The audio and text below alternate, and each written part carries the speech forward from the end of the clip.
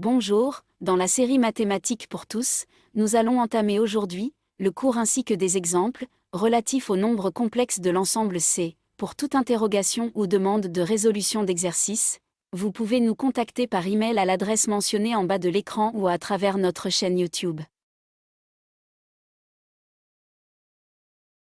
Les nombres complexes de l'ensemble C s'écrivent sous la forme algébrique suivante, Z égale A plus BI, avec A appartenant à l'ensemble des réels R, et c'est la partie réelle, B appartenant à l'ensemble des réels R, et c'est la partie imaginaire, I, est le nombre imaginaire appartenant à l'ensemble des complexes C, avec la propriété, I au carré est égal à -1. Exemple, soit le nombre complexe Z, qui est égal à 2 plus 3i, Z, et le nombre complexe, 2 est la partie réelle et 3 est la partie imaginaire.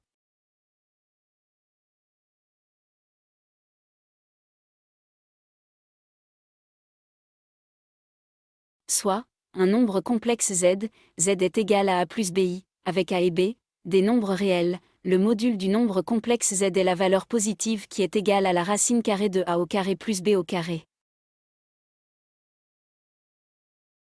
Pour chercher l'argument du nombre complexe Z qu'on appelle souvent θ, on a cosinus de θ est égal à A, soit la partie réelle, sur le module de Z, et sinus de θ est égal à B, soit la partie imaginaire, sur le module de Z. Après calcul du module et l'argument du nombre complexe Z, sa forme trigonométrique est égale au module de Z multiplié par cosinus θ plus I fois sinus θ.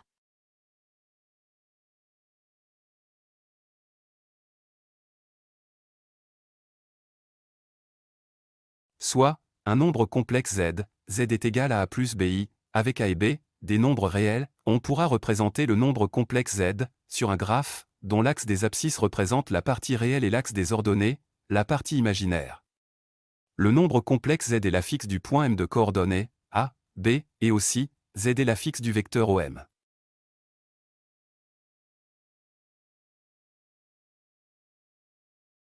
Le module du vecteur OM ou sa norme, est égal au module du nombre complexe Z. On voit bien, sur le graphe l'argument θ de Z, et l'angle formé entre l'axe des réels et le vecteur OM.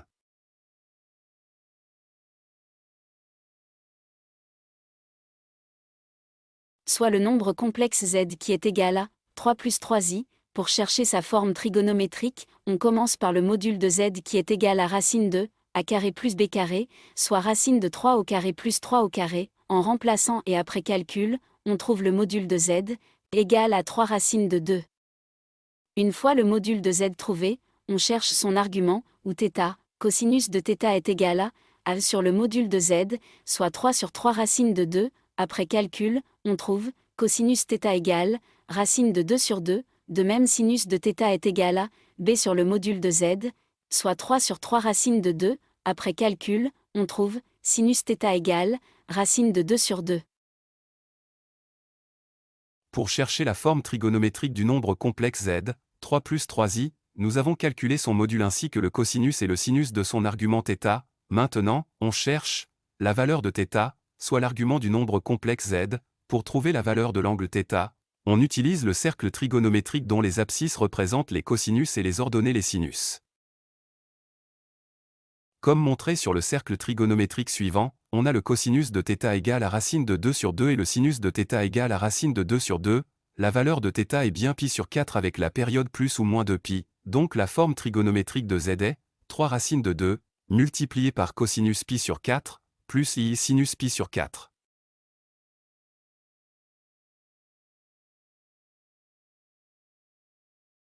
On pourra représenter graphiquement le nombre Z, dont la forme algébrique est 3 plus 3i, et la forme trigonométrique de Z est 3 racines de 2, multiplié par cosinus pi sur 4, plus i sinus pi sur 4. Le nombre complexe Z est l'affixe du point M de coordonnées 3, 3.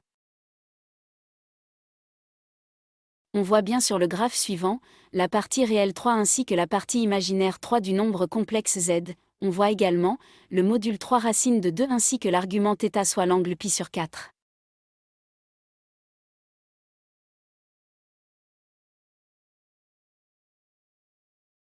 Soit, un nombre complexe Z, Z est égal à A plus BI, avec A et B, des nombres réels, le conjugué du nombre complexe Z, s'écrit sous la forme A moins BI, la partie réelle est la même et la partie imaginaire prend un signe opposé.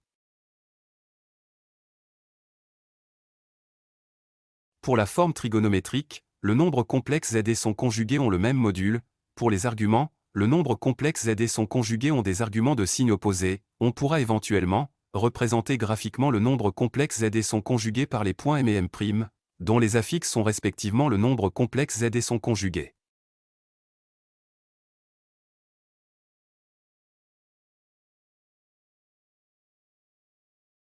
Pour le conjugué d'un nombre complexe z, on a la propriété z fois son conjugué est égal au module de z au carré, soit a carré plus b carré. Cette propriété est utilisée lors des divisions des nombres complexes pour rendre le dénominateur réel. On la verra avec plus de détails dans la division des nombres complexes. Soit, un nombre complexe, z égale 2 racines de 3, moins 2i, son conjugué est 2 racines de 3, plus 2i, le nombre complexe z fois son conjugué est égal à 2 racines de 3, moins 2i, multiplié par 2 racines de 3, plus 2i, après calcul, on trouve z fois son conjugué égal à 16. Le module de z au carré est égal à a carré, plus b carré, soit 2 racines de 3 au carré plus moins 2 au carré. Après calcul, on trouve aussi module de z au carré égal à 16, donc la propriété est vérifiée, z fois son conjugué est égal au module de z au carré.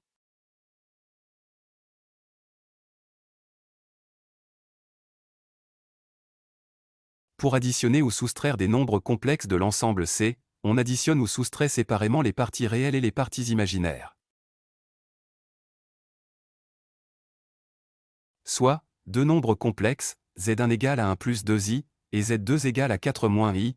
Pour calculer la somme z1 plus z2, on calcule séparément les parties réelles et imaginaires. Après calcul, on trouve z1 plus z2, égale à 5 plus i. De même, pour calculer z1 moins z2, on calcule séparément les parties réelles et les parties imaginaires. Après calcul, on trouve z1 moins z2, égale à moins 3 plus 3i.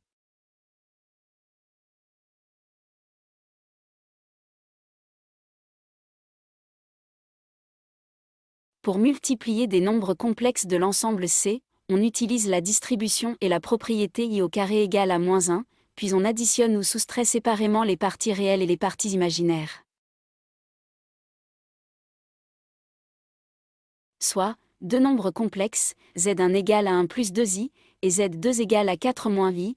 Pour calculer z1 multiplié par z2, on utilise la distribution et la propriété i au carré égale à moins 1, puis on calcule séparément les parties réelles et celles imaginaires. Après calcul, on trouve z1 multiplié par z2, égale à 6 plus 7i.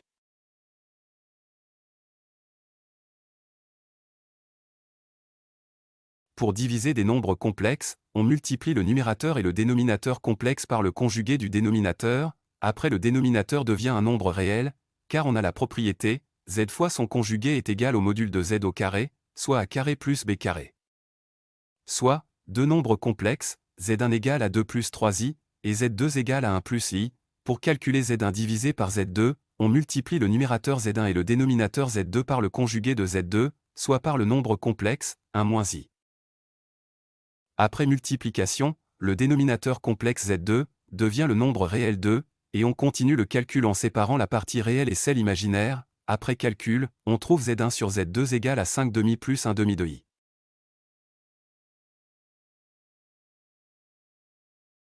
Les nombres complexes de l'ensemble C s'écrivent sous la forme algébrique z égale a plus bi, avec a appartenant à l'ensemble des réels R, et c'est la partie réelle, b appartenant à l'ensemble des réels R, et c'est la partie imaginaire, i est le nombre imaginaire appartenant à l'ensemble des complexes C, avec la propriété i au carré est égal à moins 1. Le module du nombre complexe z est la valeur positive qui est égale à la racine carrée de a au carré plus b au carré. Pour chercher l'argument du nombre complexe z qu'on appelle souvent θ, on a cosinus de θ est égal à a, soit la partie réelle, sur le module de z, et sinus de θ est égal à b, soit la partie imaginaire, sur le module de z. La forme trigonométrique du nombre complexe z est égale au module de z multiplié par cosinus θ plus i fois sinus θ.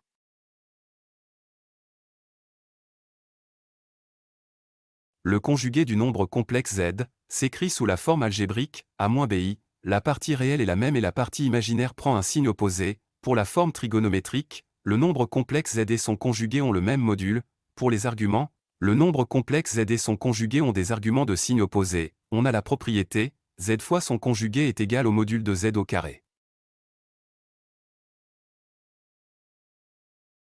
On pourra représenter le nombre complexe Z sur un graphe, dont l'axe des abscisses représente la partie réelle et l'axe des ordonnées, la partie imaginaire. On voit bien sur le graphe la partie réelle, A ainsi que la partie imaginaire B. On voit également le module de Z et son argument θ, soit l'angle formé avec l'axe des abscisses. Le nombre complexe Z est l'affixe du point M de coordonnées AB. On pourra éventuellement représenter sur le même graphe le conjugué du nombre complexe Z par le point M', ce conjugué du nombre complexe Z est l'affixe du point M' de coordonnées A, -B. Ainsi, s'achève notre vidéo dédiée au nombre complexe de l'ensemble C. Nous vous remercions de l'avoir suivi. Pour toute interrogation ou demande de résolution d'exercice, vous pouvez nous contacter par email à l'adresse mentionnée en bas de l'écran ou à travers notre chaîne YouTube. Nous vous souhaitons bon courage et beaucoup de réussite, à bientôt.